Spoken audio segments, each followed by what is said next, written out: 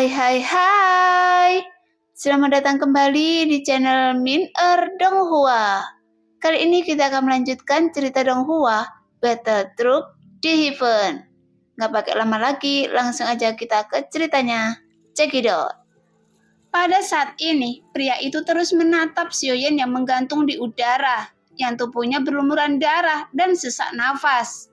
Karena meskipun Xiaoyan masih menghirup udara putih yang berat, namun kecepatan pemulihannya jelas jauh lebih lambat dari sebelumnya. Karena selama konfrontasi ini berlangsung, Xiaoyan benar-benar dikalahkan sepenuhnya. Bagaimanapun, dengan kekuatannya saat ini, hampir mustahil bagi Xiaoyan untuk melawan keabadian para dewa. Dan Xiaoyan tidak tahu tingkat kekuatan macam apa keabadian dewa di depannya. Karena setiap serangan yang ditampilkan pria itu merupakan pukulan telak bagi Xiaoyan. Saat ini, pria itu mengulurkan telapak tangannya ke udara. Sepertinya dengan kelima jarinya, dia ingin mencubit Xiaoyan di udara, yang membuat tubuh Xiaoyan langsung terguncang saat seluruh tubuh diremas dengan keras. Sehingga tubuh Xiaoyan mengeluarkan suara berderak. Kemudian seteguk besar darah menyembur keluar. Bahkan seluruh tubuh fisik mulai berubah bentuk secara bertahap. Saya telah melihat dewa asli yang kuat, dan tubuh mereka bisa membesar hingga ribuan kaki dalam sekejap. Dan ukuran tubuh mereka juga bisa menjadi normal dalam sekejap. Dan salah satu tubuh dewa asli ini ada di tangan Anda. Tapi Anda bahkan tidak bisa mengerjakan setengah dari kekuatannya. Pria itu memandang Xiaoyan dengan jijik dan berkata dengan sinis. Kemudian kelima jarinya perlahan menegang untuk menekan tubuh Xiaoyan.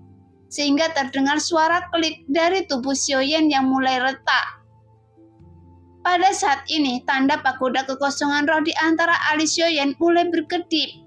Bagaimanapun, sekarang situasi ini mengancam nyawanya sendiri. Lagi pula keberadaan tubuh utama Xiaoyan maupun avatar dewa asli sangat penting bagi dunia sensi. Dan semuanya sangat diperlukan. Jika situasi ini benar-benar tidak dapat diselesaikan, maka Xiaoyan hanya dapat menggunakan kekuatan pagoda kekosongan roh untuk menyelesaikan masalah yang mendesak saat ini. Hanya saja, setelah Xiaoyan menggunakannya, setelah pagoda kekosongan roh terungkap, maka konsekuensinya adalah sesuatu yang mungkin tidak dapat ditanggung oleh Xiaoyan. Memikirkan hal ini, sekarang Xiaoyan berada dalam dilema. Tapi dalam menghadapi situasi hidup dan mati ini, Xiaoyan juga harus tetap tenang. Segera pikiran Xiaoyan berjalan dengan cepat. Dia terus berusaha memikirkan bagaimana mengatasi dilema saat ini.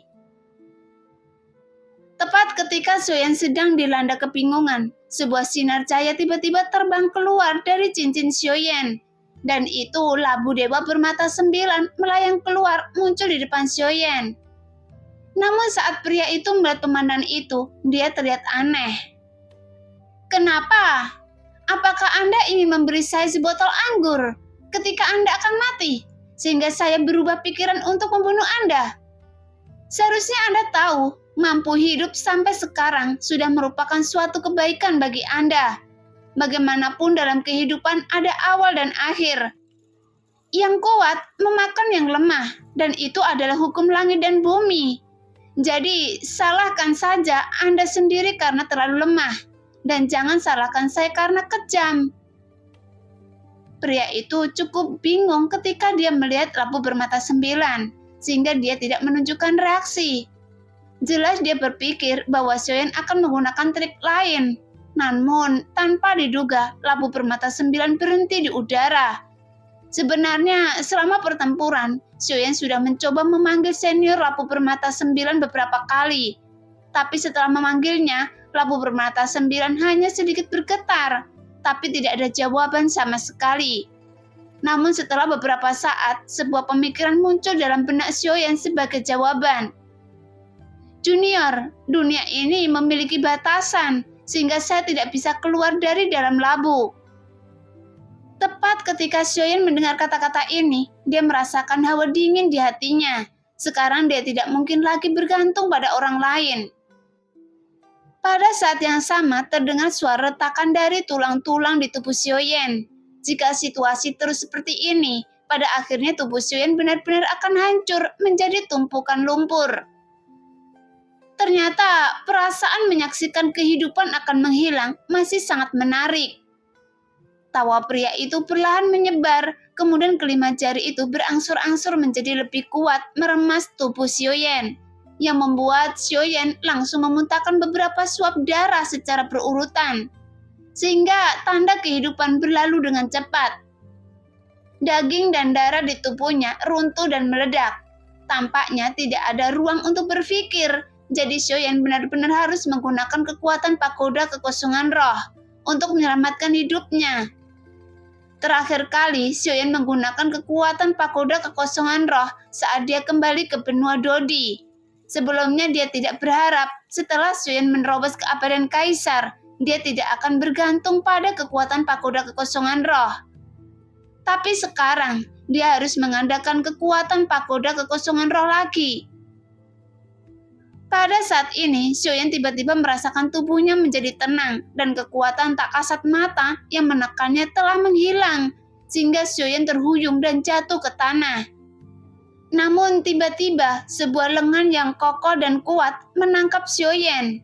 Hanya saja tubuhnya telah berlumuran darah sehingga tidak lagi menyerupai wujud manusia.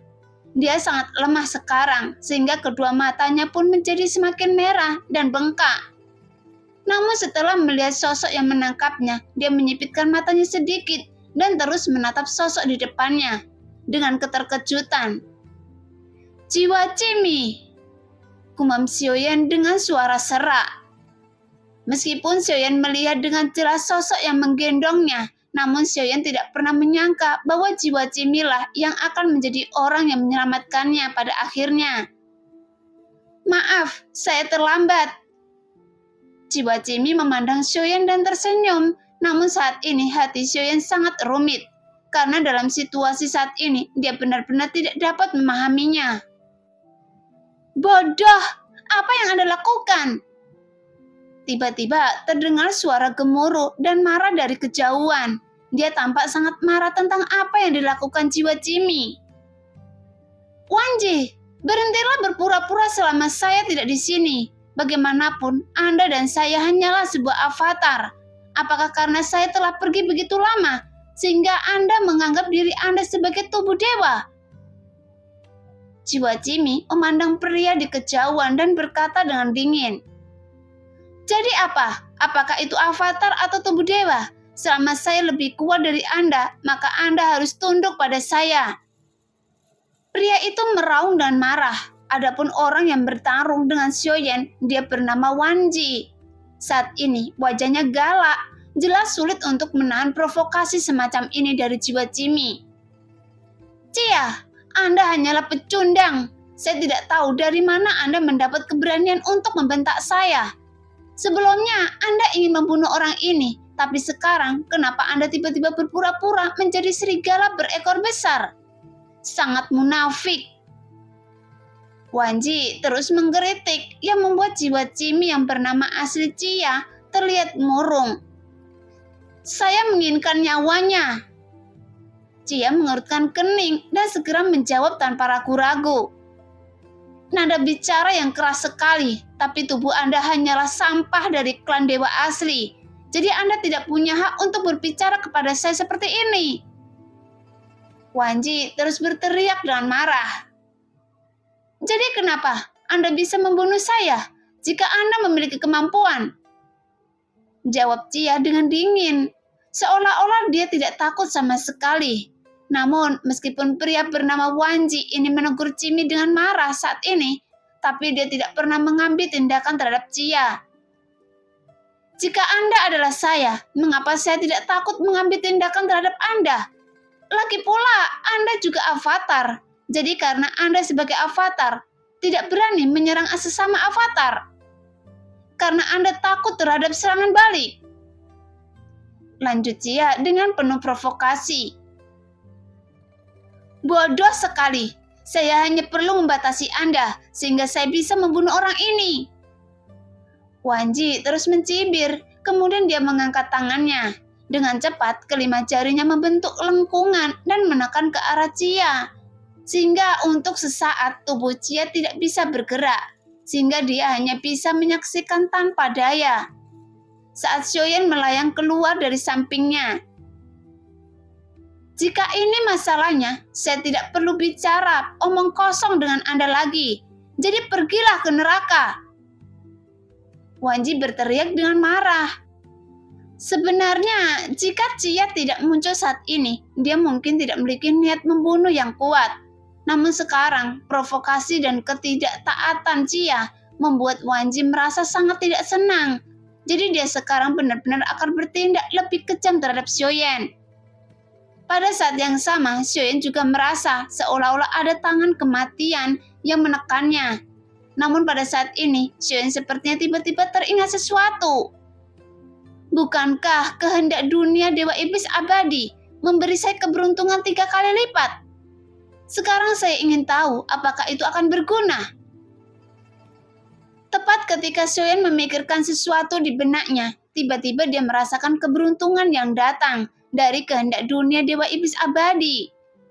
Pada saat yang sama, Wanji mengangkat tangannya dan menekannya dengan kuat ke arah Xiaoyan. Seolah-olah telapak tangan Wanji sepertinya ingin langsung menghancurkan Xiaoyan yang sudah berada di ujung kekuatannya. Menjadi pasta daging.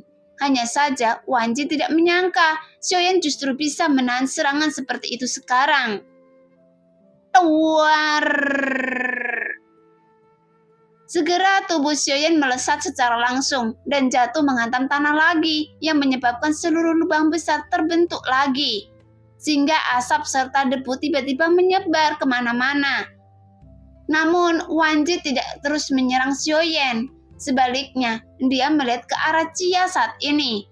Meskipun ada kemarahan di mata, tapi dia juga memiliki ekspresi kebingungan di wajahnya. Sebaiknya Anda memberi saya penjelasan yang masuk akal. Mengapa Anda berani mengkhianati saya? Wanji berkata dengan serius dan menatap Chia dengan mata dingin. Tapi saat Chia mendengar itu, matanya tampak acuh tak acuh. Anda dan saya sama-sama avatar. Bahkan semua orang yang ada di sini memancarkan fluktuasi aura yang sama seperti Anda. Dan mereka semuanya adalah avatar Anda. Sehingga Anda dapat berpikir bahwa Anda adalah tubuh dewa yang sebenarnya. Jika Anda dan saya tetap di sini, saya khawatir semuanya akan berakhir seperti mereka. Dan semua kehendak dan keinginan dalam pikiran Anda juga akan terhapus dengan seiring waktu berlalu. Sehingga Anda akan melupakan pemikiran yang indah tentang dunia. Chia berkata dan menjelaskan dengan dingin. Nah, demikianlah cerita hari ini. Terima kasih yang sudah menonton video Min sampai selesai. Sampai jumpa di video selanjutnya. Bye-bye.